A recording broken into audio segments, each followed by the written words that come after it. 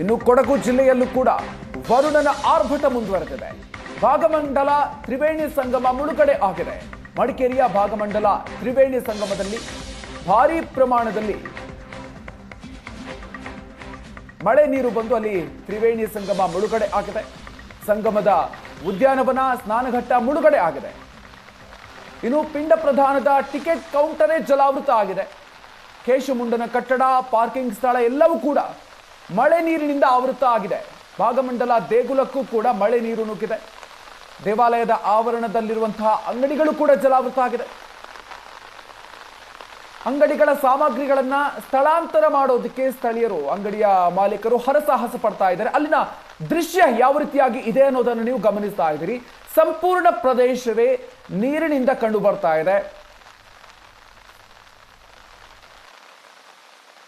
ಮಡಿಕೇರಿ ತಾಲೂಕಿನ ಭಾಗಮಂಡಲ ತ್ರಿವೇಣಿ ಸಂಗಮ ಏನಿದೆ ಅದು ಸಂಪೂರ್ಣವಾಗಿ ಮುಳುಗಡೆ ಆಗಿರುವಂಥದ್ದು ನೋಡ್ಬೋದು. ಸುವರ್ಣ ನ್ಯೂಸ್ ಕೂಡ ನಿಮಗೆ ಆ ಎಲ್ಲ ದೃಶ್ಯಗಳನ್ನು ಎಕ್ಸ್ಕ್ಲೂಸಿವ್ ಆಗಿ ತೋರಿಸುವಂತಹ ಕೆಲಸವನ್ನು ಮಾಡ್ತಾ ಇದೆ. ಸೊ ಎಷ್ಟರ ಮಟ್ಟಿಗೆ ಇಡೀ ಭಾಗಮಂಡಲದ ತ್ರಿವೇಣಿ ಸಂಗಮ ಮುಳುಗಡೆ ಆಗಿದೆ ಅನ್ನೋಂಥದ್ದು ನಿಮಗೆ ಗೋಚರ ಆಗುತ್ತೆ. ತ್ರಿವೇಣಿ ಸಂಗಮದಲ್ಲಿರುವಂತಹ ಏನು 3 ನದಿಗಳಿದ್ದಾವೆ, ಕನ್ನಿಕೆ, ಸುಜೋತಿ ಹಾಗೆ ಕಾವೇರಿ, 3 ನದಿಗಳು ಕೂಡ ಸಂಪೂರ್ಣವಾಗಿ ತುಂಬಿ ಹರಿತಿರೋ ಅಂಥದ್ದು. ಸೊ ಆ ಭಾಗದಲ್ಲಿ ಇದ್ದಂತಹ ಏನು ಇಲ್ಲಿ ಸ್ನಾನಘಟ್ಟ ಇತ್ತು ಅದೆಲ್ಲವೂ ಕೂಡ ಮುಳುಗಡೆ ಆಗಿದೆ. ಹಾಗೆ ಇಲ್ಲಿ ಉದ್ಯಾನವನ ಇತ್ತು. ಇತ್ತೀಚೆಗಷ್ಟೇ ಕಳೆದ 2 ವರ್ಷಗಳ ಹಿಂದೆ ಮಾಡಿದಂತಹ ಉದ್ಯಾನವನ ಸಂಪೂರ್ಣವಾಗಿ ನೀರಿನಿಂದ ಆವೃತವಾಗಿದೆ.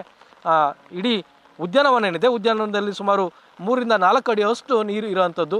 ಸೊ ಹಾಗೆಯೇ ನಾವು ಮುಂಭಾಗಕ್ಕೆ ನೋಡಿದ್ರೆ ಅಲ್ಲಿರುವಂತಹ ಏನು ಸ್ನಾನಘಟ್ಟದ ಆಚೆಗೆ ಇದ್ದಂತಹ ಅಲ್ಲಿ ಪಿಂಡ ಪ್ರದಾನ ಮಾಡುವಂತಹ ಜಾಗ ಇತ್ತು, ಅವೆಲ್ಲವೂ ಕೂಡ ಈಗ ಮುಳುಗಡೆ ಆಗಿರುವಂಥದ್ದು. ಆ ಕಡೆ ಭಾಗದಲ್ಲಿರುವಂತಹ ಕೆಲವು ಏನು ಶೌಚಾಲಯ ಆಗಿರ್ಬೋದು ಅಥವಾ ಕೇಶಮಂಡನ ಮಾಡಲಿಕ್ಕೆ ಇದ್ದಂತಹ ಕೊಠಡಿಗಳಿಗೆ ಆಗಿರ್ಬೋದು, ಅವೆಲ್ಲವೂ ಕೂಡ ಈಗ ಜಲಾವೃತ ಆಗ್ತಾ ಇದೆ. ಸೊ ಮತ್ತೊಂದು ಕಡೆ ನಮ್ಮ ಬಲಭಾಗಕ್ಕೆ ನೋಡಿದ್ರೆ ಏನು ಇಲ್ಲಿ ಕೆಳಭಾಗದಲ್ಲಿರುವಂತಹ ಅಂದರೆ ಮೇಲ್ಸೇತುವೆಯ ಕೆಳಭಾಗದಲ್ಲಿದ್ದಂತಹ ಭಾಗಮಂಡಲ ನಾಪೋಕ್ಲು ರಸ್ತೆ ಏನಿತ್ತು ಅದು ಕೂಡ ಈಗ ಸಂಪೂರ್ಣವಾಗಿ ಜಲಾವೃತ ಆಗಿದೆ. ರಸ್ತೆ ಮೇಲೆ ಸುಮಾರು 4-5 ಅಡಿಯಷ್ಟು ನೀರು ಹರಿತಾ ಇದೆ. ಸೊ ಹೀಗಾಗಿ ಕೆಳಭಾಗದಲ್ಲಿ ಯಾವುದೇ ವಾಹನಗಳ ಸಂಚಾರ ಇಲ್ಲ, ಸಂಪೂರ್ಣವಾಗಿ ಸ್ಥಗಿತ ಆಗಿದೆ. ಅಂದರೆ ಭಾಗಮಂಡಲಕ್ಕೆ ಸಂಪರ್ಕವನ್ನು ಕಲ್ಪಿಸುವಂತಹದಕ್ಕೆ ಮೇಲ್ಸೇತುವೆ ಇದ್ದರೂ ಕೂಡ ಹೆಚ್ಚಿನ ಸಂಖ್ಯೆಯಲ್ಲಿ ಜನರು ಓಡಾಡುತ್ತಿದ್ದಂಥದ್ದು ಕೆಳಭಾಗದಲ್ಲಿ.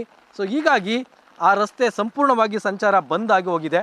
ಸೊ ಮತ್ತೊಂದು ಕಡೆ ಸೊ ನೋಡ್ಬೋದು ಏನು ನಮ್ಮ ಎಡಭಾಗಕ್ಕೆ ಇರುವಂತಹ ಕಾರು ಪಾರ್ಕಿಂಗ್ ಏರಿಯಾ ಇದೆ, ಅಂದರೆ ಅಲ್ಲಿ ಇದ್ದಂತಹ ಕೇಶಮಂಡನದ ಭವನ ಏನಿದೆ ಆ ಭವನದ ಮುಂಭಾಗದಲ್ಲೆಲ್ಲವೂ ಕೂಡ ಕಾರ್ ಪಾರ್ಕಿಂಗ್ ಇತ್ತು, ಅದೆಲ್ಲವೂ ಕೂಡ ಸಂಪೂರ್ಣವಾಗಿ ಈಗ ಮುಳುಗಡೆ ಆಗಿರೋಂಥದ್ದು, ಜಲಾವೃತ ಆಗಿರೋಂಥದ್ದು. ಮತ್ತೊಂದು ಕಡೆ ಏನು ಈ ಮೇಲ್ಸೇತುವೆ ಇದೆ, ಈ ಮೇಲ್ಸೇತುವೆಯಿಂದ ನಮ್ಮ ಹಿಂಭಾಗಕ್ಕೆ ನೋಡಿದ್ರೆ ಸೊ ಇಲ್ಲೂ ಕೂಡ ಏನು ಬಗಂಡೇಶ್ವರ ದೇವಸ್ಥಾನ ಇದೆ, ಆ ಬಗಂಡೇಶ್ವರ ದೇವಸ್ಥಾನದ ಆವರಣಕ್ಕೂ ಕೂಡ ಈಗ ನೀರು ನುಗ್ತಾ ಇದೆ. ಸೊ ಅದು ಕೂಡ ಈಗ ಆತಂಕಕ್ಕೆ ಕಾರಣ ಆಗಿರೋಂತಹದ್ದು. ಸೊ ಇಲ್ಲಿ ಏನು ದೇವಾಲಯದ ಆವರಣದ ಮುಂಭಾಗದಲ್ಲಿ ಇರುವಂತಹ ಕೆಲವು ಅಂಗಡಿ ಮುಂಗಟ್ಟುಗಳಿತ್ತು, ಅಂದರೆ ದೇವಸ್ಥಾನಕ್ಕೆ ಬೇಕಾಗಿರುವಂತಹ ಪೂಜಾ ಪುನಸ್ಕಾರಗಳಿಗೆ ಬೇಕಾಗಿದ್ದಂಥ ಭಕ್ತರಿಗೆ ಹಣ್ಣು ಹಾಗೆ ಹೂವು ಕಾಯಿಗಳನ್ನು ಮಾರಾಟ ಮಾಡ್ತಿದ್ದಂತಹ ಕೆಲವು ಅಂಗಡಿಗಳಿತ್ತು, ಅವೆಲ್ಲವೂ ಕೂಡ ಈಗಾಗಲೇ ಜಲಾವೃತ ಆಗ್ತಾ ಇದೆ.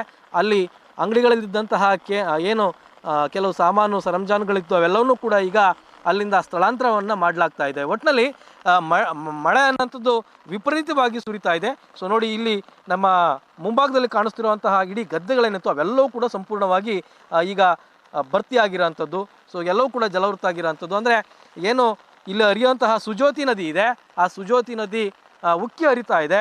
ಪರಿಣಾಮವಾಗಿ ಆ ನೀರು ಅದರಿಂದ ಆಚೆಗೆ ಅಂದರೆ ಏನು ಗದ್ದೆಗಳಿದ್ದು ಅವೆಲ್ಲವೂ ಕೂಡ ಸಂಪೂರ್ಣವಾಗಿ ಭರ್ತಿಯಾಗಿ ಈಗ ಭಾಗಮಂಡಲ ರಸ್ತೆಗೆ ನೀರು ನುಗ್ತಾ ಇರೋಂಥದ್ದು. ಭಾಗಮಂಡಲ ಮಡಿಕೇರಿ ರಸ್ತೆ ಏನಿತ್ತು ಅದು ಕೂಡ ಸಂಪೂರ್ಣವಾಗಿ ಜಲಾವೃತ ಆಗ್ತಾ ಇದೆ. ಒಟ್ಟಿನಲ್ಲಿ ಕೊಡಗಿನಲ್ಲಿ ಕಳೆದ ಭಾನುವಾರದಿಂದ ಆರಂಭವಾದಂತಹ ಮಳೆ ನಿನ್ನೆ ಸಂಜೆಯಿಂದ ಅದು ತೀವ್ರತೆಯನ್ನು ಪಡ್ಕೊಂಡಿದೆ. ಪರಿಣಾಮವಾಗಿ ಇಡೀ ಜಿಲ್ಲೆಯಲ್ಲಿ ಸಾಕಷ್ಟು ಮಳೆ ಸುರಿದು ಒಂದಷ್ಟು ಅವಾಂತರಗಳು ಸೃಷ್ಟಿಯಾಗ್ತಾ ಇದೆ. ಕ್ಯಾಮ್ರಾಮ್ಯಾನ್ ಪ್ರದೀಪ್ ಜೊತೆ ರವಿ ಎಸ್ ಹಳ್ಳಿ, ಏಷ್ಯಾನೆಟ್ ಸುವರ್ಣ ನ್ಯೂಸ್, ಕೊಡಗು.